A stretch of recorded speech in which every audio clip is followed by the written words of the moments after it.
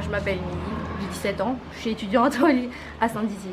On va parler des phénomènes paranormaux, dire un peu des fantômes, les esprits et compagnie. Parce que toi, tu es réceptive un peu à ça. Tu pourrais nous faire la liste de tes dons, un peu, entre guillemets?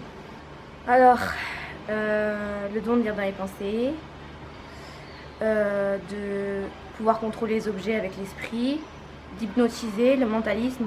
Comment ça t'est venu? Quand est-ce qu'à peu près tu t'es rendu compte pour la première fois que tu étais un peu différente des autres? 4 ans.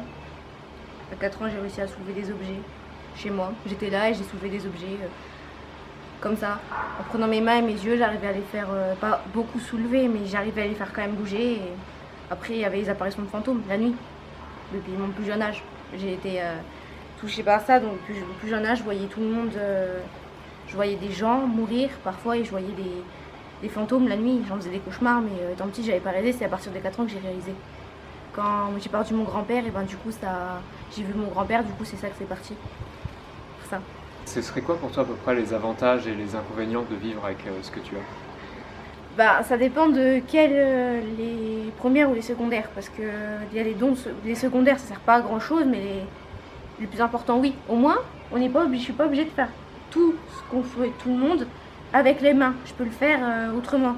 Et puis, les désavantages, c'est que quand tu touches un objet, ben, ça tombe. Ou soit, il t'arrive toujours des accidents parce que tu contrôles pas tes pouvoirs, tout simplement. Est-ce que tu as essayé de rentrer un peu en contact avec des gens qui avaient des dons relatifs aux tiens? Bah non, j'ai pas pu parce que dans tous les cas, le problème c'est que j'arriverai pas à expliquer mes origines et j'arriverai pas à les expliquer aux gens et je pense pas qu'ils me croient en fait. Parce qu'il y a des gens qui sont comme moi mais assez différents. Ouais, chacun a des Chacun spécialités, un a peu des des dons spécialités. Mais différents. personne ne pratique pas les mêmes choses. Il y a des gens, c'est pas pareil, mais ça dépend beaucoup de la personne en fait. C'est dépendant de la personne en fait. Oui, puis j'imagine c'est par niveau, il y a des dents qui sont plus ou moins réceptifs à tout ça. Généralement, ça c'est de la croyance. Si on y croit, si on voit qu'on les remarque et si on commence à croire à ça, là ça viendra. D'accord, oui, celui qui a l'esprit fermé, il peut pas Non, il être peut pas. touché par ça. Il peut pas être. C'est impossible. Ouais, je vois. Et du coup, toi, c'était venu parce que tu y croyais déjà à l'époque, à 4 ans, tout ça, tu t'intéressais à Non. ça ou pas du tout? Bah, de base, en fait, je suis née dans cet univers, en fait. Je suis née dans cet univers. Quand je suis née, ben, au début, mon plus jeune âge, vers 2 mois, c'était bien, etc. Un vrai bébé normal. Mais quand à 4 ans, je savais lire dans les pensées, etc., des nouveaux dons qui sont apparus du jour au lendemain, bah, c'est là j'ai fait la différence entre les deux, mais c'est compliqué. Qu'est-ce que tu penses que puissent être les conséquences un peu du monde invisible, du monde paranormal, sur le monde physique, on va dire? Est-ce que tu pourrais faire... est-ce que tu as déjà essayé de faire un parallèle entre les fantômes et tout cet Il y a des univers-là parallèles. et ce qui se passe dans le monde aujourd'hui au niveau global, géopolitique et tout ça? Bah, il y a des conséquences par rapport à ça, parce que quand on regarde bien les reportages en Amérique, par exemple, il y a plus de cas de fantômes d'apparition, etc. Mais qu'en France et dans d'autres pays. Mais je veux dire que il y a des mondes parallèles, mais les gens ne croyant pas ne peuvent pas le voir. Mais il y a des mondes parallèles, des milliers et des milliards. Mais ça, faut seulement y croire.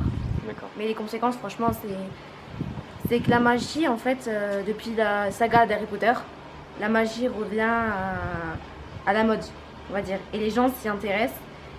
Et donc, ça attire beaucoup plus de gens, de personnes à pratiquer certaines choses spirituelles, etc. C'est pour ça. Pour l'instant, ça a une bonne influence, mais on verra au futur. Hein. Alors toi, justement, tu parles de magie, tu vois ça d'un point de vue plus magique, inexplicable, ou alors très scientifique, tu vois comment on pourrait prouver ça scientifiquement, ou un peu entre les deux? Pour moi, quand il y a un événement, il y a soit la thèse scientifique ou matérielle. Par exemple, si un cas tombe, ça peut être le cadre ou une personne ou le vent. Mais s'il s'avère que les paramètres environnementaux ils sont pas compris dedans, là je peux conclure dans la magie en fait, que c'est un acte magie. Puis généralement, les pouvoirs, ça se sent à travers les mains, genre. Ouais. Alors toi, est-ce que tu as déjà pensé à quel métier tu pourrais faire ou quelle activité par exemple? Est-ce que tu fais déjà des activités pour aider les gens ou des activités reliées à ce monde-là un peu?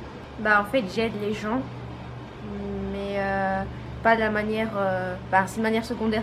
Genre, je suis assez altruiste, genre, je vais aider un peu tout le monde, mais je peux pas aider énormément comme je le voudrais. C'est-à-dire? Ce serait aider les gens par la magie et c'est un peu compliqué. Après, c'est un métier. Ouais. Ça se trouve dans certaines pratiques. Quand est-ce que tu as repéré un peu des ondes positives ou négatives magiques? Est-ce que ça va être plutôt les personnes ou les lieux? Tout. Pour moi, c'est. Par exemple, j'ai la capacité de pouvoir entrer dans une pièce et s'il y a une mauvaise ambiance, je vais la remarquer tout de suite. S'il y a une dispute, je vais la remarquer tout de suite. Mais ça dépend de. Ça, sur les personnes, je peux. Évidemment, sur l'environnement, donc ça peut être des objets, ça peut être sur tout en fait. C'est l'avantage. La magie, c'est que tu peux en faire sur tout le monde en fait. Que ce soit sur les plantes, que ce soit sur l'air, sur n'importe quoi en fait. Après, sur les personnes, tu peux faire de la magie, mais c'est plus de l'hypnose. Parce que la magie sur la personne, c'est un peu compliqué. C'est vraiment compliqué. C'est pas la même science, on va dire. Dans la fiction, donc que ce soit roman, film ou n'importe quoi, tout ce qui est multimédia, tous les thèmes qu'aborde un peu ces sujets-là de près ou de loin, pour toi, ce serait quelle œuvre qui serait la plus crédible ou en tout cas la plus proche de ce que toi t'as vécu? Franchement, moi dans les livres, par exemple, franchement, je suis pas pour les livres de magie qui racontent des histoires d'enfants, Ouais. etc. Je suis pour les livres qui sont vrais, des histoires vraies, genre vraiment les histoires vraies, telles que les histoires paranormales inexpliquées, genre. Puis les livres de science qui m'intéressent, bien sûr, sur comment les scientifiques pourraient prouver la magie.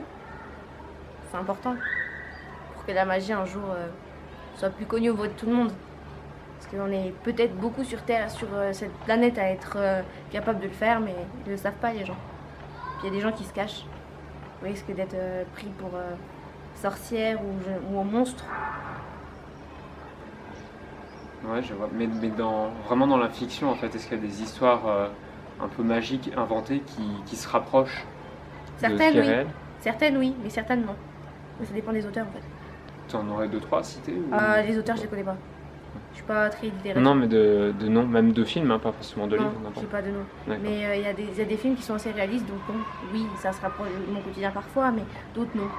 C'est vraiment Ouais, trop. ouais. Comme Harry Potter, c'est vraiment trop effet en fait. Ouais. Parce que les gens ont tendance Trop hollywoodien. à croire que la magie c'est comme Harry Potter. Il y a deux sortes de magie, pour expliquer. Il y a la magie qui est spectacle et la magie qui est magie. Et ça, c'est d'un ordre spirituel, mais c'est pas la même chose. Ah ouais, c'est dur à représenter dans les films. On peut pas représenter la magie spirituelle auprès de tout le monde dans un film. C'est pas possible. Il y a toujours besoin d'effets dans le cinéma. Parce que généralement, la magie, c'est quand même, avant d'avoir un très très grand niveau dans la magie, mais être super bon dans la magie, mais il y a des choses en magie qu'on peut pas prouver pour l'instant. Que les gens, vu qu'ils y croient pas, on peut pas le prouver en vrai. Est-ce que toi, tu penses plutôt que pour préserver justement cette magie, il faut pas trop en parler ou faut se cacher, ou tu fais plutôt partie de ceux qui pensent comme moi qu'il faut en parler au grand public et essayer de faire en sorte que les gens s'ouvrent à ça? Je suis de l'avis vraiment de vouloir en parler à tout le monde parce que franchement j'en ai marre d'être prise comme une créature bizarre alors que dans le monde entier on est pas mal à y être. Et voilà, parce que ça dépend surtout des croyances des gens. Dans la tête, dans les anciennes périodes, en histoire, dans l'histoire d'avant, on a tué les sorcières parce qu'ils ont cru que c'était eux le phénomène des épidémies. Mais non, ils étaient là. Certes, c'est des sorcières qui pratiquent la magie noire, certes, mais des sorcières qui pratiquent la magie blanche. Ça, faut faire la différence. Parce que la magie noire, c'est la magie noire, la magie blanche, c'est la magie blanche.